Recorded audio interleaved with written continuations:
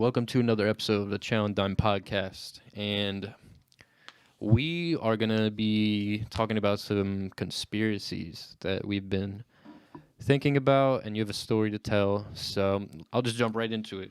I need my story time, brother. But let me, I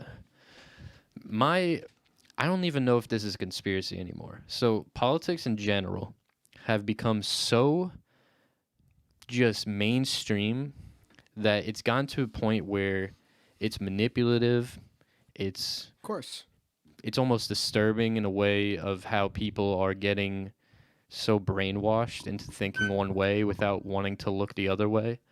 Of course, because everybody sees media through a lens and nobody ever thinks to themselves, hey, what about the other side? I mean, there are some things that are black and white, but there's other things where you're like, well, something doesn't add up here. But my main conspiracy, I don't even know if it can be a conspiracy anymore, is that the government particularly is run by billionaires, government's funded by billionaires.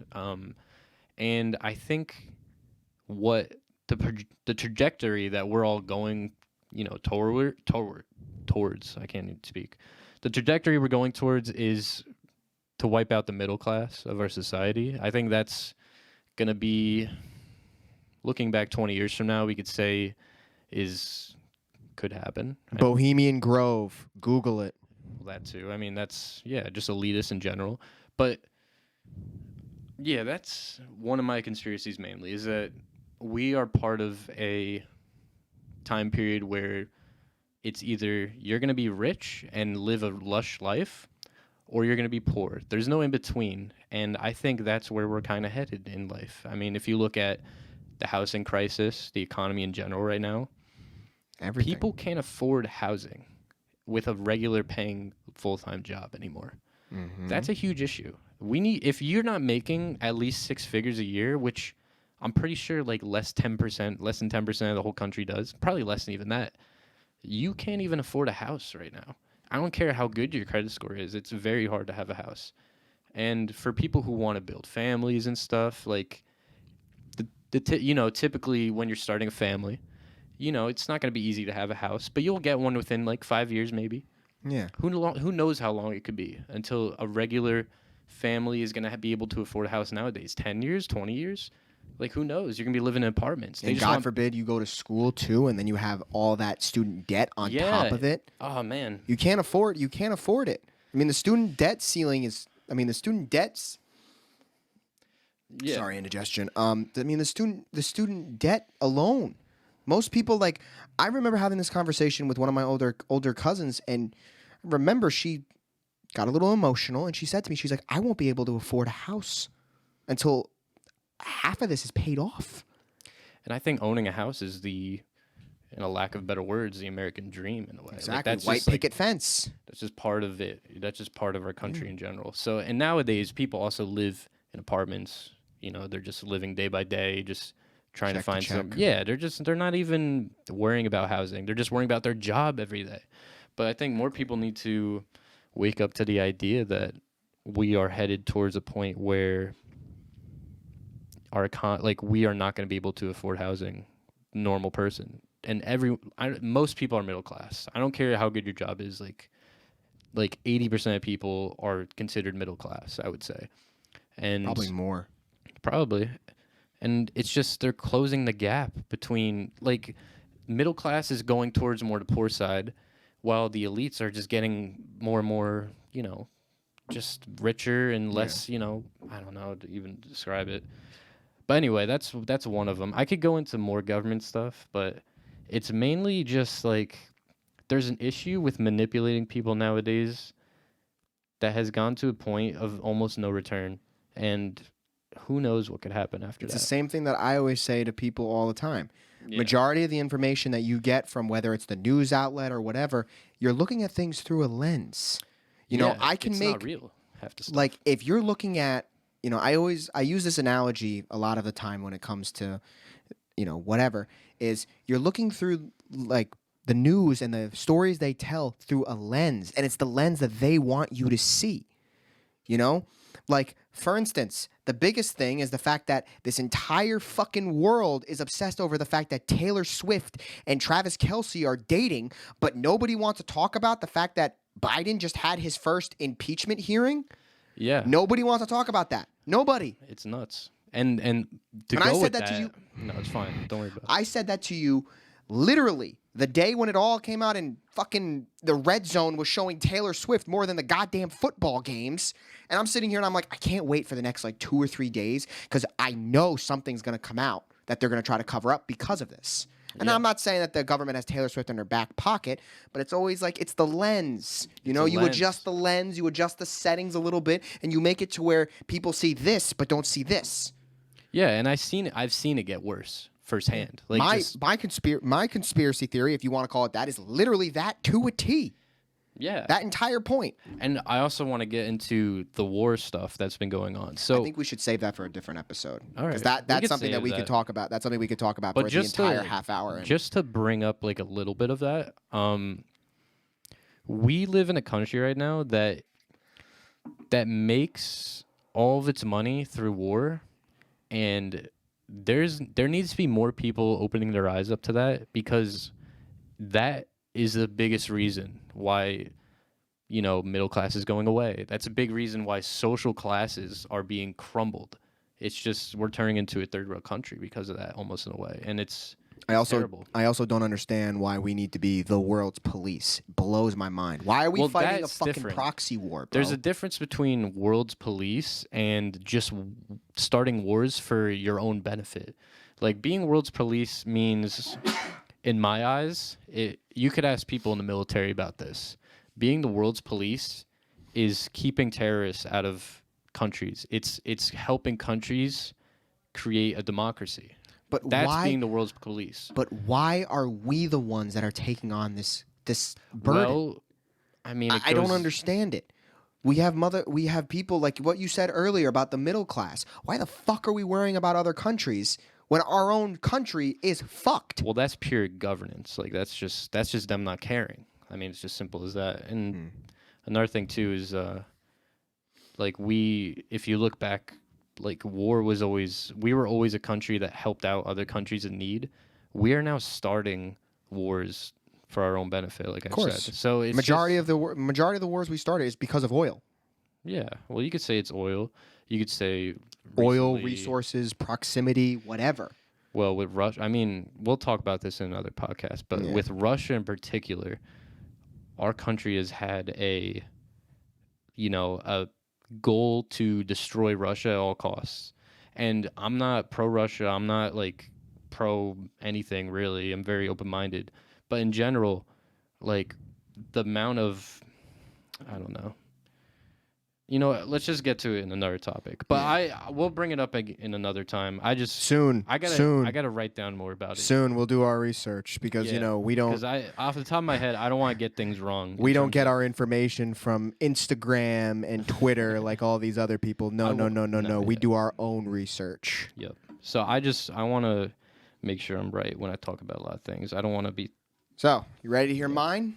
Go ahead. Remember what we were talking about earlier with the whole you see things through a lens? Yep, let's hear it. Everybody knows about this one. Now, this is the research that I found that I was doing on my own, and it's just certain things just don't really add up. I'm not going to tell you which side I'm on. I'm just going to lay out the facts that I found. You remember the Maui fires that happened over the summer? Yes, I definitely remember them. So, there's one thing about the whole reason why I did research into it is because of one very specific and very human thing to do. You ever notice how whenever the news covers anything, whether it's a shooting, a stabbing, somebody was murdered, they always interview the family. Always. They interview the family, they interview locals, they interview whoever they can find that's at that location at that time. How come for the Maui fires, we hear about all these kids and all these families that are trapped? How come nobody was interviewed? That was one thing that really stuck out in my mind when I first started looking into it. And I was like, something's not right. How are you going to tell me that it affects the locals this much, but yet, where are the locals? Why am I hearing what, Sidney Smith has to say about it rather than what the locals of Maui are saying about it? How come there's no families that are now? Don't get me wrong. This is fucking horrible that I'm going to say this, but if there's children stuck in the fires, how come we're not seeing mourning families? If there's families that are stuck in there, how come their other family relatives that got out, how come they're not being interviewed? Why? 100%. There's actually, now that you're saying that, they actually did make, a few people I know that I follow did make that point in general, is that these people were left out. It's food for thought, man. Left out. Like I said, it's a lens. So this makes you think, like, was this done on purpose? That's literally where this all goes down. So, the things that I found were the only housing that was affected by the fires were the locals. Now, Maui's a very nice area. I've been to Hawaii. Maui's a very nice area. There are more than just locals that live there. I'm pretty sure Oprah Winfrey has a property, something like that, untouched. Yeah, isn't that bizarre? Very, very just weird. And these islands aren't, huge. Like, for instance, when I went to Hawaii, I went to Oahu. Oahu is, you could drive around the entire island in 2 hours. And Maui is even smaller than that. Really? Okay. I'm pretty sure. Yeah, Oahu is the big island. Yeah. So, just the elite, let's say, their property wasn't damaged. A couple days before the fire, the governor of Hawaii issued a state of emergency. Then the fires happened.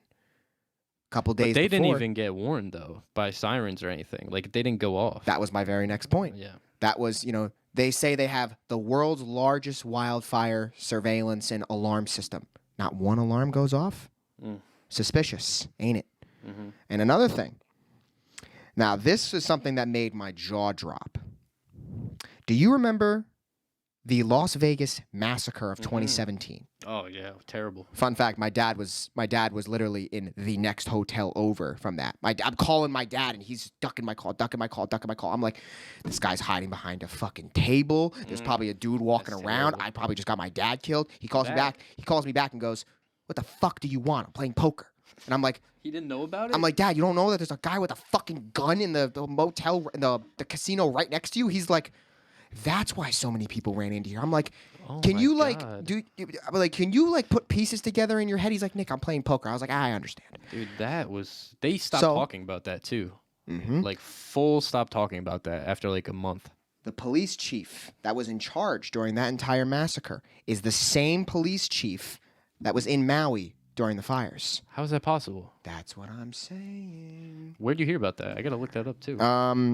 So my research came from, I first heard this story from, there's a Newsmax or whatever reporter that first brought it up, and then I looked it up after that once she said it. Wow. And it's true. That's crazy. If you're watching this on TikTok, I'll probably put his picture like right there. So, what's it called? So, there's that. There's a lot of evidence here. The fact that they were blockading certain parts of Maui off days before the fire, saying you can't go this way, blah, blah, blah, giving them some bullshit reason. That's crazy. Saying like, oh, the state doesn't want people to go there, and then next thing you know, somebody just... That's crazy. Wow. And also, I don't know how many people have heard this, but apparently there's been plans for probably about like 5 years now to turn Maui into the world's first smart city. Smart city. Smart city. Like everything's powered by AI. Everything has, a barcode. Everything has everything where you could just scan it from your phone. That's what they want to do. And what's the best way to start? What's the best way to start construction? You burn everything in the area that you need. And apparently they didn't even give these people their properties back, it seems like, or something. No, they don't. Yeah. I mean, when I was in Hawaii, I literally was called like the locals in Hawaii, the Hawaiian people do not like white people, and they call them mainlanders. Yeah, like there are areas where you'll like wave to like the locals and everything, and they'll just flip you off because in their head you're encroaching on their land, kind of like the same thing that we did with the Native Americans. Attraction, and they think of it as their home. This is this is their life. It's the same thing we did to the Native Americans. Oh, you have land that we really like. Here you go. We're gonna push you way over here into this little corner over here. Yeah. Hopefully you don't kick the bucket. Yeah, it's terrible. But, yep. What else do I got here? I've already brought up all those points. Yeah, man. I mean, I've said to so many people, If you're going to blindly agree to anything that you see online or anything, just please don't let me ask you one question and you sit there and go, I don't know. You know? Like, there's a lot of issues that are like that, which I won't get into, but if you want us to get into them, like this video and leave us a comment. No, I'm kidding. We should get into it, though. We should, but then next thing you know, we're going to have one angry person just like sitting there typing, and I'm just going to sit there and be like, you know what? Fuck that. I don't give a shit. I was literally about to be like, I was like, this will be my reaction. I'll read their comment and just go, Everybody, that's it. Everybody hates somebody. It's just, you know, it's just how it is. No matter what you say, no matter what you do, you're always going to be wrong. There's always going to be one person that's always going to sit there and be like, you know, they're your ops, bro. They're going to sit there and just be like, nah, I'm praying for your downfall. Fuck you, man. Go take a walk, man. Yeah. Why are you sitting here with all this hate, bro? Dude, that's what just life is nowadays for a lot of people. Man. It's crazy. All right. You want to tell your story? Yeah. I want to tell my story now. So we got a new segment for y'all. This is called the Dime's Story Time. Could be called a Diamond Story. Nah. I like Dime Storyline or Story Time. So I figured we start this little story time off with a bang. Let's hear it. This is probably one of the most shot stories I have. And I swear to you all that are listening to this, everything I'm going to tell you, barring my memory, is true. So, in summer 16, I was a very rowdy individual, let's say. I like to drink, I like to party, all of that. So, one person we knew had an open house. Now, as most open houses go, when your town is about the size of your pinky nail, it got busted pretty quickly. So, make a long story short, I ended up getting out, but as I was walking home, I got stopped by the cops, and let's just say they found my goodies. They made me dump out my beer. They stomped out my weed. I was so fucking mad. Do you know what made me even more mad, bro? The fact that this guy made me dump and stomp out my cans, right? And they're all like dripping with foam and everything. And instead of the guy being like, oh, like, just, you know, put them in like a recycling bin or anything like, no, he made me put them back in my bag. My bag smelled like beer for the next 6 months. I was so mad. It's not even funny. So I'm fucking fuming at this point. You know, party just got busted. I lost all my beer. I lost all my weed. I'm literally sitting there and I'm like, wow, I want to have a drink. Oh, wait. Wow, I want to smoke. Oh, wait. So one of our friends ended up having an after party, which that in and of itself of why he threw it is a whole different story. But basically, we decided, me and my friend who I was with decided to go to the after party. We went to the after party, and there was a couple of our friends there, and it was a good time. But I was so mad throughout the night. I remember saying to my boy, because his mom was picking us up at his house, or his mom was picking him up at my house, and it was like late night. Like, she was like, are you going to be ready to go before 2 o'clock in the morning? Because I won't be ready to pick you up by then. And he just goes, yeah, I think I'll be fine if you know, I'll just stay the night at Dimes's or whatever. So I'm heated to the point where I walk up to him and I say, listen, I have no beer. I have no weed. I have nothing that would want me to make me want to stay here. I was like, Jay, I'm going to lose my fucking mind. Yeah. I was like, I respect the fact that he did this, and dude's got balls of steel for throwing an after party after an open house just got busted, but I'm fucking done. Yeah. So James ended up saying to me, yo, let's just stay for like another 45 minutes, and if your mood doesn't change, we'll leave. And I was like, okay, cool. Good thing we didn't leave when we did, because there was about 5 cop cars sitting outside this guy's house. Like 5, just chilling. You know, we weren't... Chris. Oh, yeah. And, you know, we weren't playing a lot of music. And, like, bro, there was maybe, like, 25, 30 people there. So it's not many people, but people getting Ubers. One of the most awkward things I've ever had to do was one girl, her Uber came, and she had just finished throwing up. And I remember, like, picking her up and like, bringing her to her Uber. My heart dropped. I saw cop lights. I saw the cops' headlights all go on at the same time, and I was like, don't tell me I'm about to get fucking arrested right outside my friend's house. with no beer, no weed, no anything. It's going to be like fucking public intoxication because I'm walking up the driveway to make sure this girl gets in the Uber okay. Nothing ends up happening. Cops end up leaving like an hour later. Not even an hour later. Like the cops were gone for like 10 minutes before me and James left. So, we drink, we do whatever. Thank God Chris gave me beer because that's what kept me there for a little bit. And as we're walking out of the house, I was like, listen, bro, we don't got any time. I need to cool the fuck out. Let's walk. And he was like, all right, cool. Nice day out. It's July, whatever. Walk out. And it's right around like 1 a.m. And right around when Applebee's closes.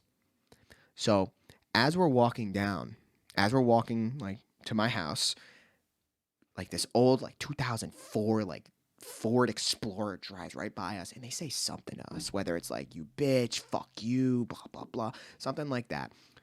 I'm still pissed off out of my mind. So, me being me, I decided to scream back at them, the fuck did you say to me?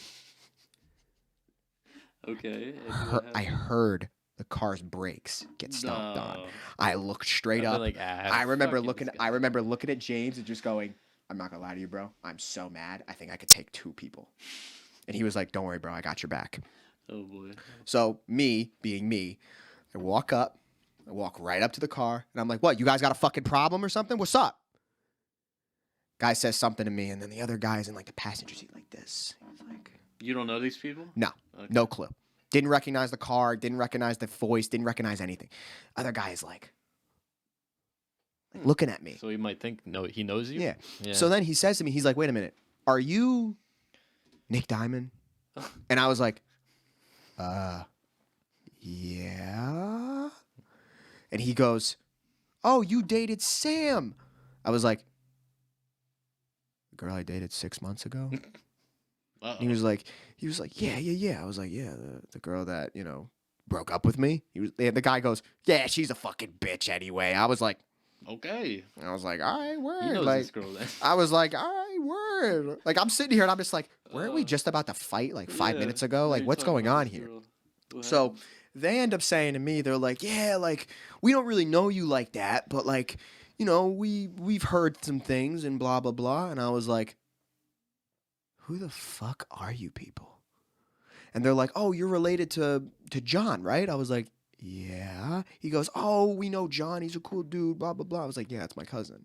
They're like, do you want to smoke a blunt with us? I was like, well, talk to me nice. Like, so I end up looking at James, and he's like, he does one of these. He like looks at me and goes, and I was like, fuck it. Yeah, Get in the car. Funny. Get in the car, and they drive like, not terribly far away. But I said to them, I was like, hey, if you guys want to like chill with us, I'm just gonna let you know, like, you got to give us a ride home. We're kind of drunk. And he was like, yeah, no problem. Turns out the guy who screamed something at me, his name is Matt. And I was like, what the fuck is going on? So we're sitting in this guy's, like, he has like one of those like above ground like fire pits. We're sitting around, we smoke a blunt, we talk for a little bit, we get to know them, blah, blah, blah. Never saw them again after this, by the way. Never did. Where were they from? West Milford. Okay. So we end up, talking, laughing, doing everything. At one point, I was like, guys, it's getting kind of late. Plus, your boy's kind of falling asleep in a chair. Why don't you like take me and Jay home? And he's like, all right, word. Takes us home.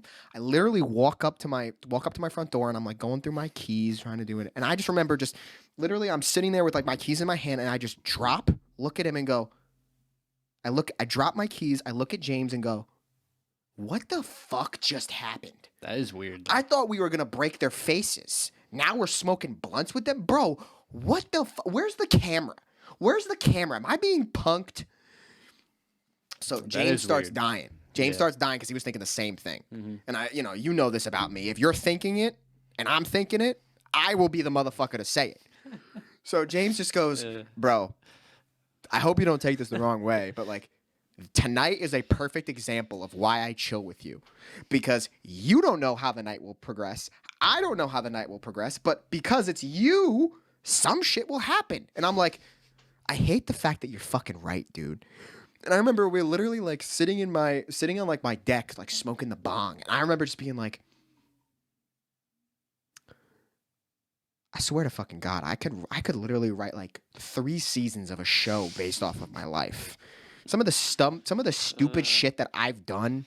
Dude, that's funny. But yeah, man, that's my story. It's good. Hey, I don't think there's many people that could say they've randomly got into someone's car that knows them while you have no idea who they are and you spend a night with them. I don't know many people have gone through that before. So that's pretty funny. Yeah, bro. That's pretty funny. Dude had a kick-ass fireplace. I'm not going to lie. Cool. He had a kick-ass fireplace. Cool. But you never saw him again and you had no idea who they were. Yeah, Matt, if you ever see this, bro, if you still got that fireplace, let me know, bro. I'm down to swing through and smoke a blunt until 3 a.m. again.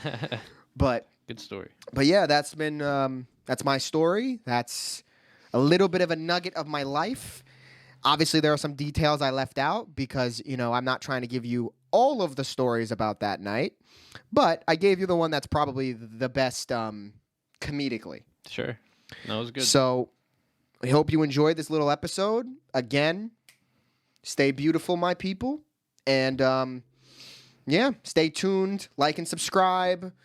Leave us a comment. Tell us what your favorite color is. And follow the TikTok, Chow and Dimes podcast. And, yep, it's been real. Stay beautiful. And we'll talk to you later. See you later.